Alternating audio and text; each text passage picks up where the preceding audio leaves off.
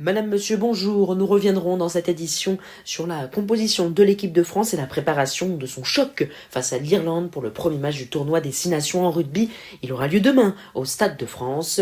À la une également, la belle victoire de l'Olympique de Marseille pour se qualifier pour le prochain tour de Coupe de France, mais aussi la première victoire depuis 2024 et le Tour de France pour l'Érythréen Binyam Guermé. C'est du vélo.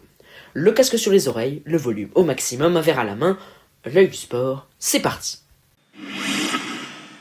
Ça y est, Fabien Galtier a donc officialisé ce mardi la composition du 15 de France qui défiera l'Irlande dans son entre au Stade de France jeudi soir à 21h10.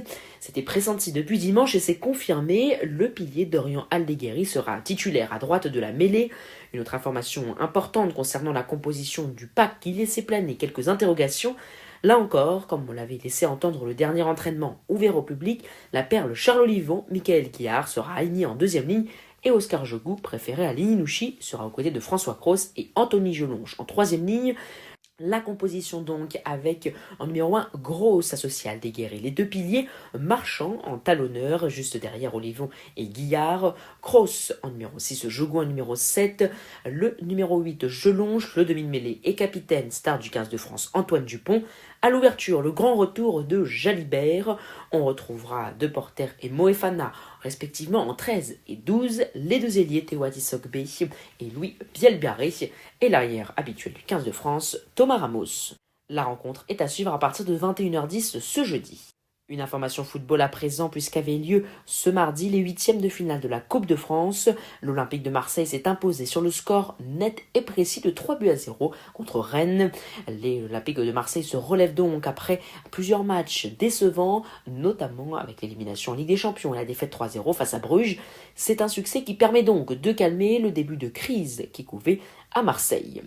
Le résultat des autres rencontres avec Reims qui s'est imposé 3-0 face au Mans lors de ses 16e de finale également.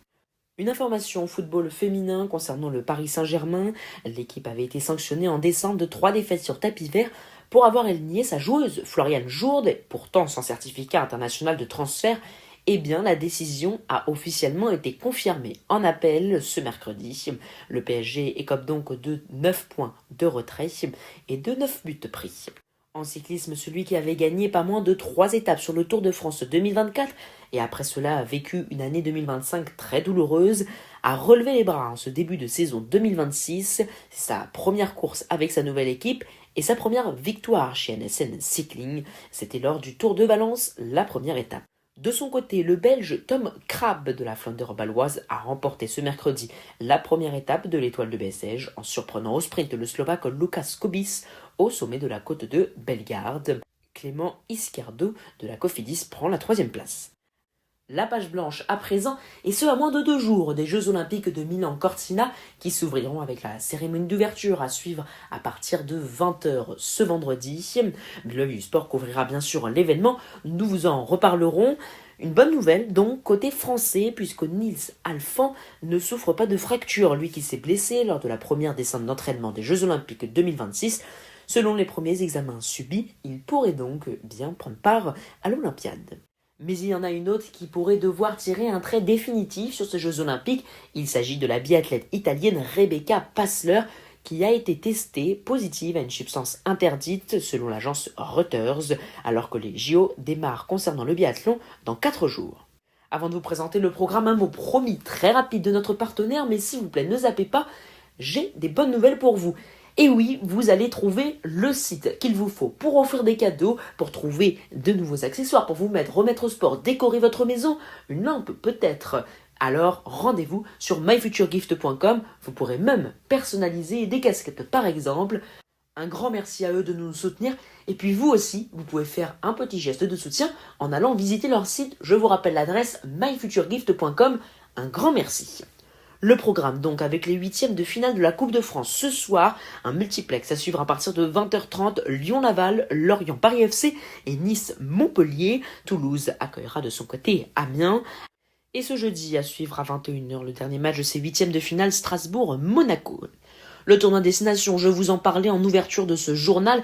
Je vous le rappelle, la France affronte l'Irlande à 21h10 ce jeudi et c'est TF1 qui a récupéré les droits pour l'occasion.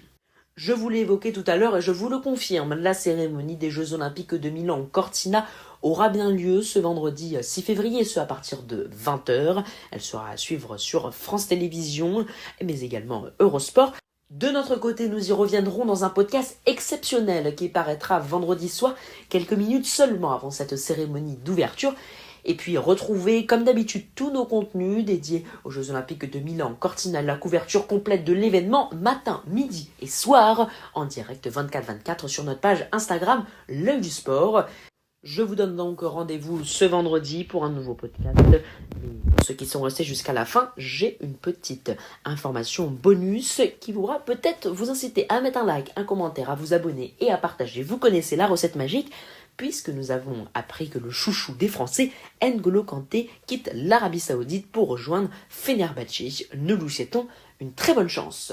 Merci et à bientôt.